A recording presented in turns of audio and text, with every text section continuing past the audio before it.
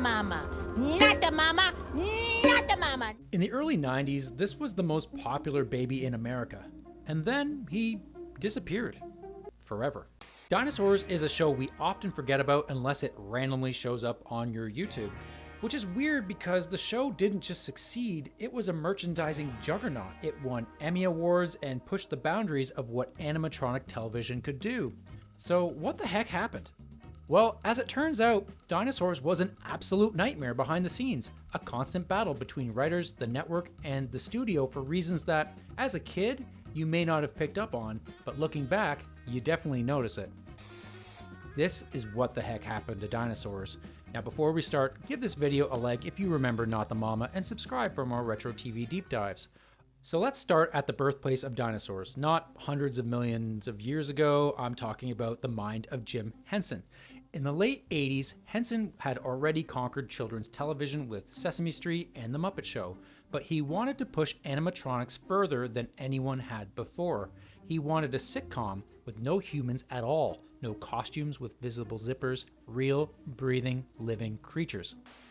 He partnered with designer William Stout, who'd done concept art for films like Conan the Barbarian, to create initial designs for a family of dinosaurs. The project was called the Natural History Project. Not museum replicas, not scientifically accurate, but dinosaurs that looked alive. The concept was simple. A working-class dinosaur family living 60 million years before humans, a father who hates his job, a mother trying to hold it together, teenage rebellion, a baby with an attitude problem, all the dynamics of a normal American sitcom, but rubber dinosaurs. Jim Henson saw it as his next big thing, but on May 16, 1990, he died suddenly from a bacterial infection. The project could have died with him, but his son Brian and the team at the Creature Shop refused to let that happen. They were determined to make Jim's final passion project real, and Disney saw the potential. Disney had been in merger talks with Jim Henson Productions in 1989, but after Henson's death, those talks collapsed, the merger fell apart. Disney wouldn't actually acquire the Muppets until 2004, but they still wanted dinosaurs. So instead of a full acquisition, Disney formed a production partnership specifically for the show. The Henson Creature Shop would build and operate the dinosaurs, Disney's television division would produce it, and ABC would air it. Michael Eisner, Disney's CEO, looked at the landscape and saw an opening. The Simpsons had just premiered on Fox and was proving audiences would embrace unconventional, even subversive family sitcoms. ABC needed a counterpunch. Disney brought in writer and producer Michael Jacobs, who'd never met Jim Henson, to take Stout's designs and Henson's rough concept and turn it into a functioning sitcom. So ABC greenlit Dinosaurs, they gave it a primetime slot, they poured money into it, and they assumed it would be The Simpsons with puppets. But what they got was far more complicated. The chaos started well before the first episode aired. The first problem was casting, or rather, triple casting. For the adult characters like Earl, Fran, and Robbie, every character required multiple performers working in perfect sync. The suit actor inside the costume operating the body. The facial puppeteer off camera controlling the animatronic face using something called the Henson Performance Control System, a specialized joystick and glove setup that allowed one person to control complex facial expressions with incredible precision. This was the secret sauce that won the show its Emmy Award. And the voice actor, usually recording their lines after filming, though sometimes they'd record scratch tracks beforehand to give the puppeteers a rhythm to work with. Every single line of dialogue was a coordinated miracle. If one performer was off by a fraction of a second, the illusion shattered. But Baby Sinclair was different. The legendary Kevin Clash, the man who created Elmo, did the voice and the head movements himself. He was essentially performing a high-tech Muppet while the other actors were in full-body iron lung suits. It was equal parts hell and groundbreaking, and nobody knew if it would pay off. Dinosaurs premiered on ABC on Friday, April 26, 1991 at 8:30 p.m. The network positioned it in the TGIF lineup, ABC's family-friendly Friday night comedy block that already featured hits like Full House and Family Matters. It was the perfect slot for a show Disney was marketing as fun for the whole family. Keep that in mind as we go. The pilot episode introduced viewers to the Sinclair family. Earl worked for the We Say So Corporation, a not-so-subtle satire of corporate America. His boss was BP Richfield, a triceratops whose name literally stood for Big Petroleum. Earl's job was pushing over trees. He didn't question why, he just did it because it paid the bills. From the very first episode, Dinosaurs walked a tightrope. On the surface, it was slapstick comedy with Baby hitting Earl and Charlene obsessing over boys. But underneath, the writers were embedding razor-sharp social commentary. The pilot included jokes about workplace exploitation, consumerism, and the emptiness of corporate life. Most viewers didn't notice. They laughed at the dinosaurs' antics. But critics noticed. The Los Angeles Times called it an ambitious blend of Jim Henson's creature effects and sitcom satire. The New York Times praised its surprisingly sophisticated humor hidden beneath the rubber suits. And audiences loved it. For several weeks after its launch, the show ranked in the top 10 of all series on television and was the #1 show among all viewers under 50. ABC executives were thrilled. Baby Sinclair became an instant merchandising phenomenon. By the summer of '91, baby dolls were outselling nearly every other toy on the market. Hasbro produced talking baby dolls, plush baby toys, baby action figures. Kids everywhere were screaming, "Not the mama," at their parents. I'm sure they loved that. Everything looked to be on track, but behind the scenes, tensions were already forming. See, the writers had a problem. They'd been hired to write a smart, satirical sitcom, but Disney and ABC kept pushing them to make it more family-friendly, more kid-oriented, more focused on babies' catchphrases.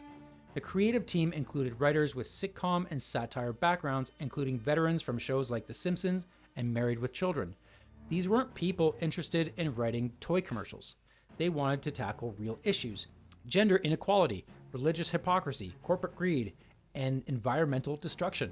They wanted to use the dinosaur premise as the Trojan horse, a way to sneak adult themes past network censors under the guise of a kids show. And for a while, they got away with it. But the cracks started forming in season 2. ABC moved the show to Wednesday nights, hoping to anchor a new programming block. At first, the ratings held steady. The problem, though, was that the show was caught in demographic no man's land. Adult viewers who'd initially tuned in started dropping off because the marketing made it look too kiddie. Meanwhile, parents were getting uncomfortable with the mature themes the writers kept sneaking in. They wrote episodes with increasingly dark environmental themes, including stories where species went extinct because nobody cared enough to protect them. They wrote episodes like I Never Ate for My Father, where dinosaur society had a ritual called the throwing, where elderly dinosaurs were thrown off a cliff to die. It was a dark satire of how society discards the elderly. And then they wrote What Sexual Harass Meant. This episode tackled workplace sexual harassment. Charlene gets a job at a company where her boss constantly makes inappropriate advances. When she complains, she's told she's overreacting and being too sensitive. The episode aired just months after the Anita Hill hearings had dominated national news. Again, this was on a show Disney marketed to children. Parents started to notice, and the novelty of the show started to wear off. Viewers weren't sure what Dinosaurs was supposed to be, a kids show or adult satire. ABC started to panic, and by season 3, the creative battles intensified. The network kept sending notes, make it funnier, more baby, less politics, can we get another catchphrase? The writers ignored most of them. Instead, they wrote episodes about steroid abuse, homophobia, war profiteering, and television's role in dumbing down society. In Nuts to War, the dinosaurs go to war over pistachios. It was a satirical take on the Gulf War, which had just ended, and it wasn't subtle. In The Sun Also Rises, Robbie refuses to follow in Earl's footsteps as a tree pusher and pursues his own dreams, only to discover that corporate jobs are soul-crushing regardless of the title. Audiences grew confused. Kids found the political episodes boring, adults thought the slapstick was juvenile, and the ratings started to slip. Dinosaurs had started strong in the top 30-40. By season 3, it had fallen out of the top 50. ABC shuffled the show's time slot multiple times. They moved it from 8:30 p.m. to 9 p.m., then to 8 p.m., then back to 8:30 p.m. Every move disrupted the audience. And when ratings suffer, studios start scrutinizing the balance sheet and making calculations. And Dinosaurs was incredibly expensive. Each episode reportedly cost between $1 to $1.5 million to produce. For comparison, most sitcoms cost around $500,000 per episode. The animatronic suits alone cost tens of thousands of dollars each. The Creature Shop employed over 40 puppeteers per episode. The sets had to be massive to accommodate the dinosaur suits. It was a logistical nightmare. When ratings are high, it's all forgiven, but when you're spending over $1 million per episode on a show that was alienating families and losing viewers, executives start asking hard questions. And the production process itself was grinding everyone down. Each episode took 5 days to shoot, far longer than typical sitcoms, which filmed in front of live audiences in a single night. The puppeteers worked 12-hour days in cramped conditions, operating facial controls from beneath the set or behind black curtains. The suit performers had it even worse. The dinosaur costumes weighed between 60 and 100 pounds. They were hot, claustrophobic, and physically punishing. Performers could only work in the suits for 20-minute intervals before needing breaks. On long shoot days, they'd lose pounds in water weight from sweating. By the time season 4 began in 1993, the writing was on the wall. The ratings kept falling. By mid-season, Dinosaurs was pulling half the viewers it had at its peak.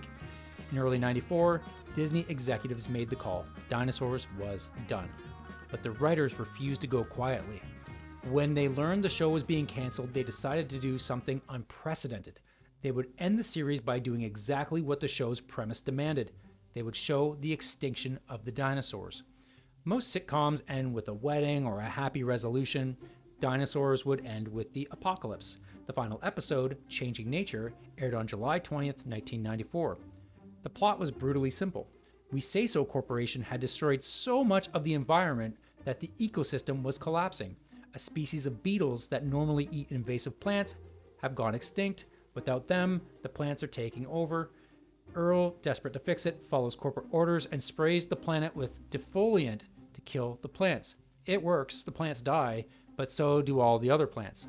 Without plants, herbivores starve, the entire food chain collapses. We Say So solution: bomb the volcanoes to create a cloud cover that will bring rain. Earl pushes the button, the volcanoes erupt, but instead of rain, the clouds block out the sun, temperatures plummet, and ice age begins. The Sinclair family sits together in their living room as snow begins to fall outside. The camera pulls back as the snow buries their house. No laugh track, no upbeat music, no jokes. Just the Sinclair family sitting together in the dark, waiting for the end. Kids who watched that episode were traumatized. Parents were stunned. Critics were divided. Some called it bold and brilliant. Others called it cruel and nihilistic. But the writers stood by it. After all they went through, they weren't going to end it with a happy resolution. Decades later, the finale is considered one of the darkest endings in television history. In 2009, TV Guide ranked it as one of the most shocking series finales of all time. The interesting part of Dinosaurs, and why I wanted to make a video about it, was that it kind of just fell off the map. It never achieved the syndication success of other 90s sitcoms. See, in the 90s, syndication was where sitcoms made their forever money. Most shows needed 100 episodes to hit that syndication goldmine, but Dinosaurs only made it to 65 episodes, and its tone was too weird. It's half slapstick, half nihilism. Stations didn't know how to market it. Networks didn't want to pay for it, so like the Sinclairs, the show just disappeared. For years, it was forgotten. A weird footnote in television history, remembered mainly by kids who'd been traumatized by the finale. But when Disney Plus launched and added Dinosaurs to its library in 2021, the show found a new audience. A generation of adults who'd grown up watching Baby hit Earl with a frying pan revisited the show and realized how subversive it had been all along. Critics and scholars began reassessing the show. Academic papers analyzed its environmental themes. Retrospectives praised its willingness to use a family sitcom format to critique capitalism. And really, looking back, it just tried to do too much. It collapsed under the weight of its own ambition. Too expensive to sustain, too dark for families, too silly for adults. Where most sitcoms play it safe and get forgotten, Dinosaurs swung for the fences. And maybe that's why it's still worth talking about 30-something years later.